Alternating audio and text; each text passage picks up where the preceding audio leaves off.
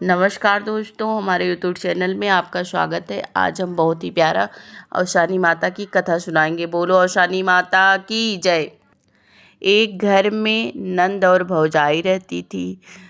जो नंद थी वो औशानी माता की बहुत ही भक्त थी। वह हर बृहस्पतिवार को पूजा करके दुरदुरिया करके तब प्रसाद खाया करती थी और तब पानी पीती थी। यह बात उसकी भाभी को नहीं अच्छी लगती। वह मना करती, कहती हर बृहस्पतिवार को दुरदुरिया मत किया करो, क्योंकि मेरे पास इतना धन नहीं है कि सारा धन पूजा पाठ में खर्चा कर दोगी तो हम लोगों को क्या होगा।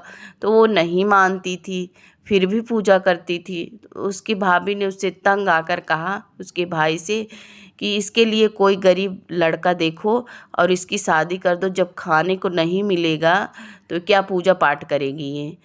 तो उसका भाई कहा ठीक है।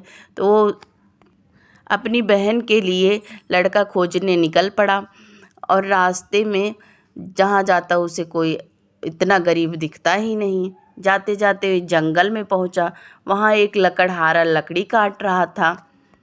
राजा ने कहा कि तुम क्या करते हो भाई। क्या कि क्या करता हूँ, यही लकड़ी काटता हूँ, इससे जो पैसा मिल जाता है तो रोटी का जुगाड़ करके झोपड़ी है उसी में जाके सो जाता हूँ। तो राजा ने सोचा इससे बड़ा गरीब ब्राह्मण हमको कहीं नहीं मिलेगा। उसने कहा मेरी बहन से शादी करोगे। तो कहा कि ठीक है कर लूँगा। तो राजा ने उस अपनी बहन की शादी उसी गरीब ब्राह्मण से कर दिया। दोनों जो है एक साथ रहने लगे झोपड़ी में।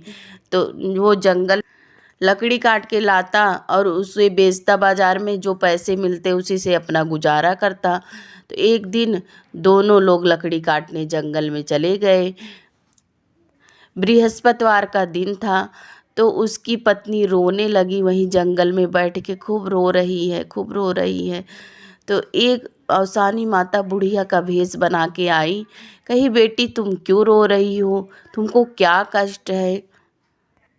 तब माता को सारी बात बता दी कि ऐसे ऐसे मेरे भाई भाभी ने मेरे साथ कर दिया है और मेरे रहने के लिए झोपड़ी है, खाने के लिए यही लकड़ी बेचती हूँ, जो मिलता है वही हम लोग खा के किसी तरह अपना गुजारा करते हैं। आज बृहस्पतिवार है, हमारे पास कुछ नहीं है कि मैं पूजा कर लूँ माता जी का, तब प्रसाद खा के तब पानी पीऊँ। तो बुढ़िया माता कहने लगी कि बेटी रो मत, इतना परेशान मत रहो, मैं तुम्हारे लिए कोई उपाय ढूंढ रही हूँ।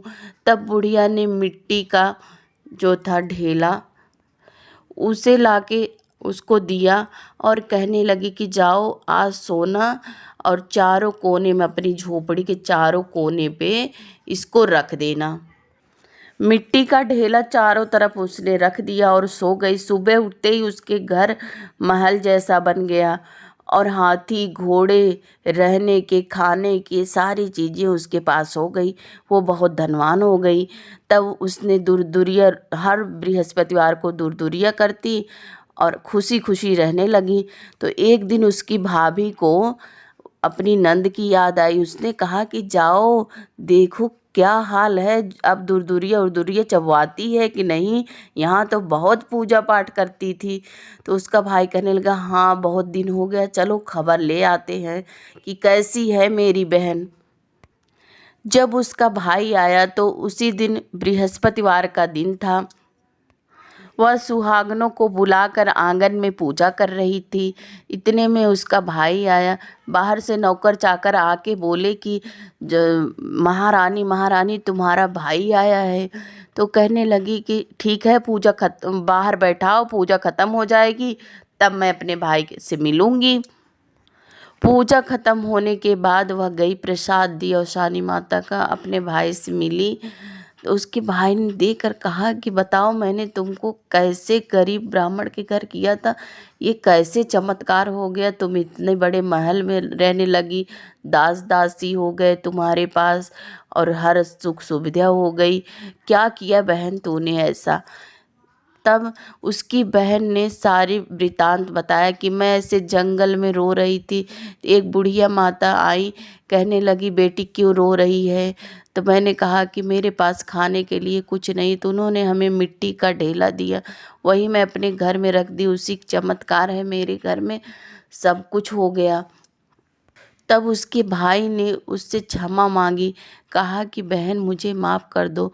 तो भाई भाभी दोनों आए, उससे भी क्षमा मांगे। अवसानी माता से कहा कि हे अवसानी माता, हमने जो गलती की है उसको हमें माफ़ कर दो। और हर बृहस्पतिवार को नंद भौजाई मिलकर दुर्दुरिया करती थी, माता जी का पूजा पाठ करती थी और माता जी उन दोनों पर प्रसन्न रहती थी, अपनी कृपा दृष्टि हमेशा बनाए रखी थी। हे माता रानी, जैसे आपने उस गरीब लड़की की किस्मत चमकाई, वैसे ही हमारे परिवार पर अपनी कृपा दृष्टि हमेशा बनाए रखना माता। जो यह कथा सुन रहा हो या सुना रहा हो, उस पे अपनी कृपा दृष्टि हमेशा बनाए रखना। बोलो अवसानी माता की जय। नमस्कार दोस्तों, कहानी आपको पसंद आई हो तो प्लीज़ प्यारा सा कमेंट ज़रूर करिए। अगर आप हमारे चैनल पे नए हो तो प्लीज़ हमारे चैनल को अभी सब्सक्राइब कर लें, जिससे आने वाली वीडियो की जानकारी आप लोगों तक पहुंचती रहे। जय माता दी। ओम